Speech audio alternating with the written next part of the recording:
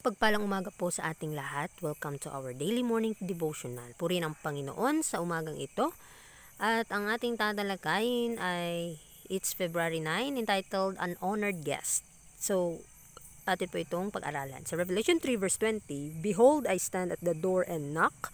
If any man hear my voice and open the door, I will come into him and will sup with him and he with me. So, sa talatang ito mga kapatid, ang Panginoon ay nag-i-invite pa rin sa atin.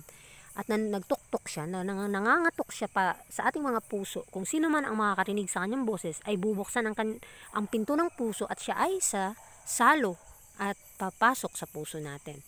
All who will open their hearts to receive Him may have Jesus as an honored guest. Napakaganda po mga kapatid. Kapag willing lang talaga natin isurrender yung buhay natin, kapag binuksan na natin ang ating mga puso upang tanggapin ang ating tagapagligtas, si Kristo siya ang ating honor guest, which is siya yung bisita na mananahan sa ating puso habang tayo ay naglalakbay ngayon sa ating bilang Kristiyano. Jesus is the perfect pattern. Instead of trying to please self and have our own way, let us seek to reflect His image. He was kind and courteous, compassionate and tender. Are we like Him in these respects? Do we seek to make our lives fragrant with good works? Mga kapatid, nagsasaad dito na si Kristo ay ang ating perpektong halimbawa na siya ang ating gagayahin. Instead, tayo ay susubok na maparangalan ng ating sarili. Sa ating sariling landas, kinakailangan nating hanapin ang ating sarili. Hanapin natin yung kaugnayan natin sa Panginoon, ang kanyang katwiran. Ang kanyang imahe ay marereflect sa ating buhay. At ang kanyang kabaitan at ang kanyang mapagpakumbabang puso ay masumaatin. At magiging kagaya tayo sa Kanya. Tayo ba ay naghahanap?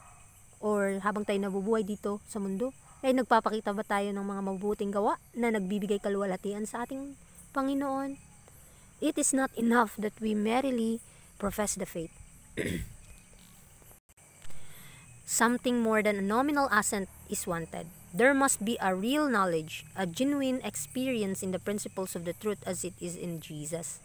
So, hindi sapat na tayo ay nag-aangkin ng pananampalataya kay Kristo. Hindi sapat na tayo ay hanggang sa pangalan lamang, na tayo nag-aangkin na may pagpapala tayo sa ng Panginoon.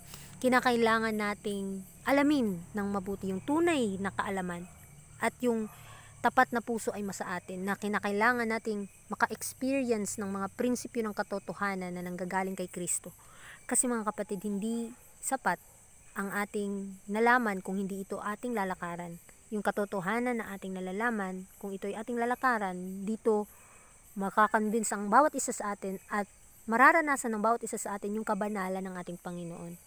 The Holy Spirit must work within, bringing these principles into the strong light of distinct consciousness that we may know their power and make them a living reality. So, sa pamamagitan ng banal na Espiritu, siya ang gagawa para sa atin, sa loobin natin. At naghahatid siya ng mga prinsipyo ng tunay na kaliwanagan na sa bawat tao na nangangailangan ito, bibigyan niya tayo ng karunungan at kaalaman upang maunawaan natin ang kapangyarihan na nagbibigay kabuhayan at buhay na naglalaan ito sa mga makalangit na bagay. Kinakailangan yung ating pag-iisip ay nakatuon lamang sa Kanya. Huwag po tayong mapanghinaan dahil ang ating pagsubok sa buhay ay laging nandyan. At sa pamamagitan nito, tayo po ay magwawagi. Sa pamamagitan din po ng Kanyang biyaya at banal na Espiritu. God has honored His Son by making Him the model after which He molds the characters of all who believe on Him. He takes of the things of Christ and reveals them to us that we may catch His temper and bear His likeness. So, ang Diyos Ama na nasa langit mga kapatid ay nagbigay kaluwalhatian sa Kanyang anak upang maging modelo natin.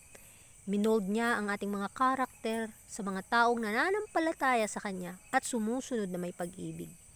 Kinakailangan lamang natin na isipin yung mga bagay na makalangit. Si Kristo ay nawa ay ma-reveal sa buhay natin, sa bawat isa sa atin, upang ating maunawaan ang Kanyang katwiran at mapasa atin yung Kanyang imahe. The obstacles, provocations, and hardships that we meet may prove to us not a curse but the greatest blessings of our lives, for the grandest characters are built amid hardships and trials. So sa mga bawat pagsubok na ating dinadaanan, sa bawat pagsisikap na ating ginagawa, ay kinakailangan na magbigay kapurihan at sa kaluwalhatian ng ating Panginoon. At dito nagpapatunay na hindi yung curse ang magiging atin, kundi yung malaking biyaya sa ating buhay ang ipagkakaloob sa atin. At kinakailangan natin itong tanggapin. At sa pamamagitan nito, ang bawat karakter ng bawat isa ay tatayo o mabibuild tayo ng sa pamamagitan ng ating pagsisikap at sa mga pagsubok at tukso, tayo ay pinapatibay ng Panginoon. Kinakailangan lamang natin makipag-cooperate sa proseso ng kaligtasan upang ang ating karakter ay mabago at kuminis at maging isang banal sa harap ng ating Panginoon. But they must be receive a practical lessons in the school of Christ. Every temptation resisted, every trial bravely borne, gives us a new experience and advances us in the work of character building.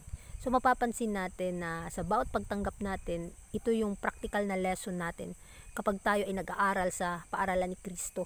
At habang tayo ay naglalakad na patungo sa Kanya, ay nakikita natin ang ating mga kahinaan at doon na proseso tayo bibigyan ng daan upang malaman natin kung paano tayo lalakad kay Kristo.